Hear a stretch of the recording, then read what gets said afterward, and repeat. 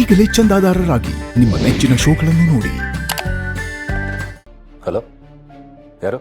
ನೀವು ಸೋಷಿಯಲ್ ಮೀಡಿಯಾದಲ್ಲಿ ಶಾರ್ವರಿ ಅಂತ ಯಾರ್ದೋ ಫೋಟೋ ಹಾಕಿದಿರಲ್ವಾ? ಆ ಯಂಗ್ಸ್ನ ನಾವು ನೋಡಿದ್ವಿ ಸರ್. ಹೌದಾ? ಎಲ್ಲಿ ನೋಡಿದ್ರಿ?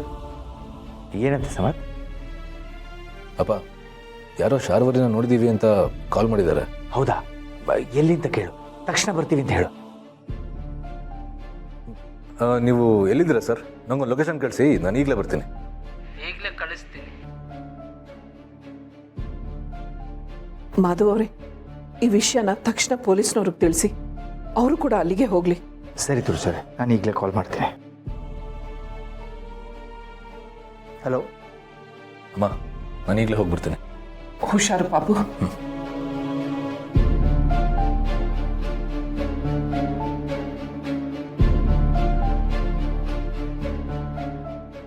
ಪಾಪಿ ಸಮುದ್ರದಲ್ಲಿ ಬಚ್ಚಿಟ್ಕೊಂಡು ಕೂತಿದ್ರು, ಅವಳು ಮಾಡಿರೋ ಪಾಪದ ಕರ್ಮಗಳು ಅವಳನ್ನ ಆಚೆ ಬರೋ ಹಾಗೆ ಮಾಡುತ್ತೆ.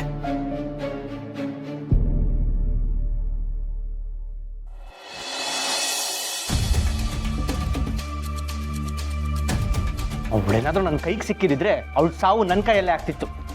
ಅಮ್ಮ, ಅವಳು ಅಲ್ಲಿ ಇರಲಿಲ್ಲ, ತಪ್ಸ್ಕೊಬಿಟ್ಟಿದ್ದಾಳೆ. ನನಗನ್ಸುತ್ತೆ ಅವಳಲ್ಲಿ ಕಾಣಿಸ್ಕೊಂಡೇ ಇಲ್ಲ. ಅವರು ಬೇರೆ ಯಾರನ್ನ ನೋಡಿ ಹೇಳಿರ್ಬೇಕು ಅಂತ ಅನ್ಸುತ್ತೆ.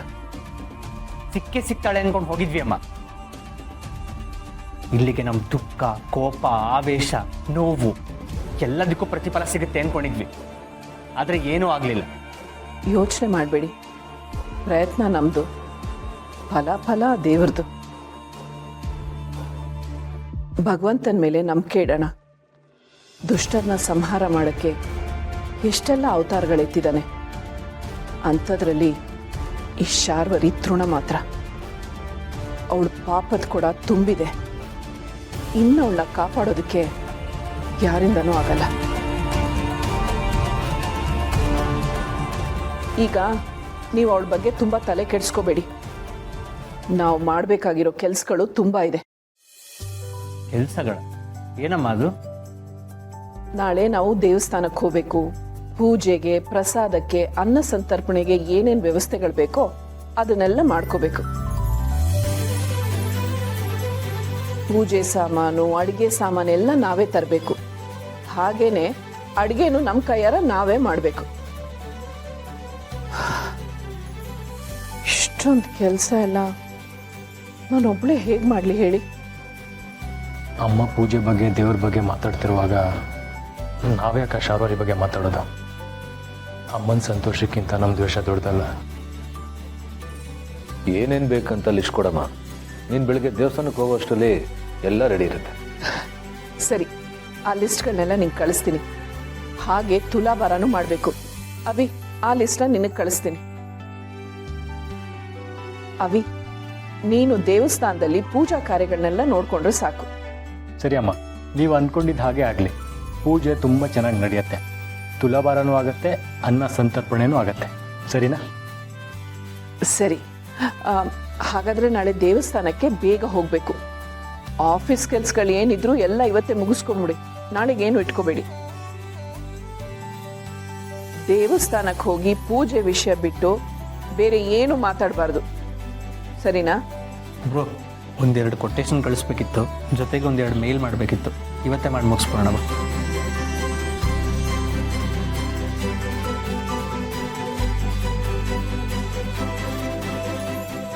ಪಾಪು, ಯಾಕೆ ಹಾಗೆ ನೋಡ್ತಾ ಇದೀಯಾ? ಮಕ್ಳಿಗಿದ್ದ ಟೆನ್ಷನ್ನ ಎಷ್ಟು ಬುದ್ಧಿವಂತಿಕೆನ ದೂರ ಮಾಡಿಬಿಟ್ಟೆ ಅಲ್ವಾ? ನಾವೆಲ್ಲರೂ ಯಾಕೆ ಬೇಜಾರಲ್ಲಿ ಬಂದಿದ್ದೀವಿ ಅನ್ನೋದೇ ಮರ್ತೋಯ್ತು. ದೇವ್ರ ಕಾರ್ಯ ಅಂತ ಹೇಳಿ ನಮ್ಮನ್ನು ಡೈವರ್ಟ್ ಮಾಡಿ ನೀನೇ ನಮ್ಮ ಪಾಲ್ಗೆ ದೇವತೆ ಆಗ್ಬಿಟ್ಟೆ. ನನ್ನ ಪಾಪು ಇಷ್ಟೆಲ್ಲ ದೊಡ್ಡವನಾಗ್ಬಿಟ್ಟಿದ್ದಾನ? ಇದೆಲ್ಲ ಅರ್ಥ ಆಗತ್ತ ಅವನಿಗೆ? ಮಾಮ ನಾನಿನ್ನೂ ಚಿಕ್ಕ ಮಗು ಅಲ್ಲ, ಕೆನ್ನೆ ಚುಟ್ಬೇಡ. ನೀನಿನ್ನೂ ನನಗೆ ಚಿಕ್ಕ ಪಾಪುನೇ, ತುಂಬ ಬುದ್ಧಿವಂತ ಅಂತ ಅನ್ಕೋಬೇಡ. ನಡಿ, ಈಗ ಮನೆಗೆ ಹೋಗಿ ಬೇಗ ಮಲ್ಗು. ನಾಳೆ ಸರಿಯಾದ ಟೈಮ್ಗೆ ದೇವಸ್ಥಾನದಲ್ಲಿ ಇರಬೇಕು. ಅಪ್ಪಣ್ಣ ರಾಜು, ಮತ್ತೆ ನಾನು ಬರ್ತೀನಿ.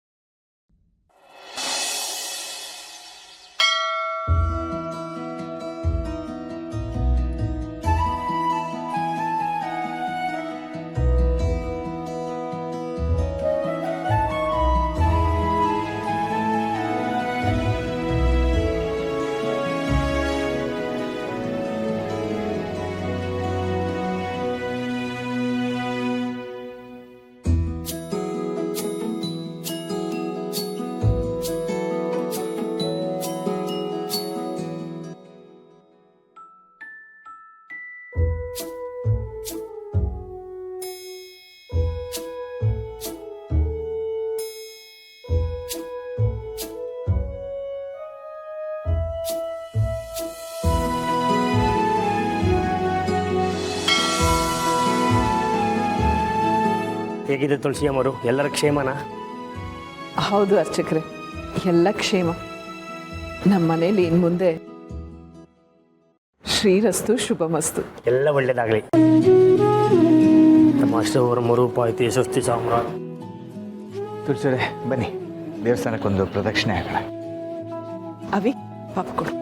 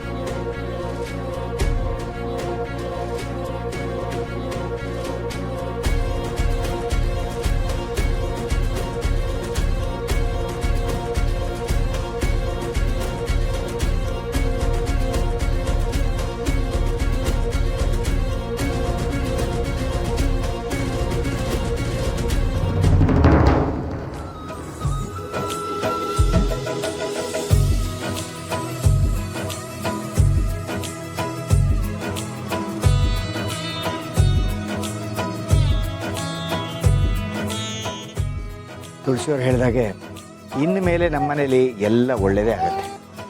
ಇನ್ನು ಒಂದೇ ಒಂದು ಕಣ್ಕ ಇದೆಯಲ್ಲಪ್ಪ, ಅದೊಂದು ಕಳೆದ್ರೆ ಸರ್ ಎಲ್ಲ ಒಳ್ಳೇದಾಗುತ್ತೆ. ಅದು ಕಂಟಕ ಅಲ್ಲ, ಅನಿಷ್ಟ. ಆ ಅನಿಷ್ಟದಿಂದ ನಮ್ಮ ಮನೇಲಿ ಯಾವ ತೊಂದರೆನೂ ಆಗಬಾರ್ದು, ಆಗಲೂಬಾರ್ದು. ಆಗೋದಕ್ಕೆ ನಾವು ಬಿಡೋದೂ ಇಲ್ಲ. ಇನ್ನು ಮುಂದೆ ನಮ್ಮ ಮನೆ ಸಂತೋಷನ ಹಾಳು ಮಾಡೋದಕ್ಕೆ ಯಾರಿಂದನೂ ಸಾಧ್ಯ ಇಲ್ಲ.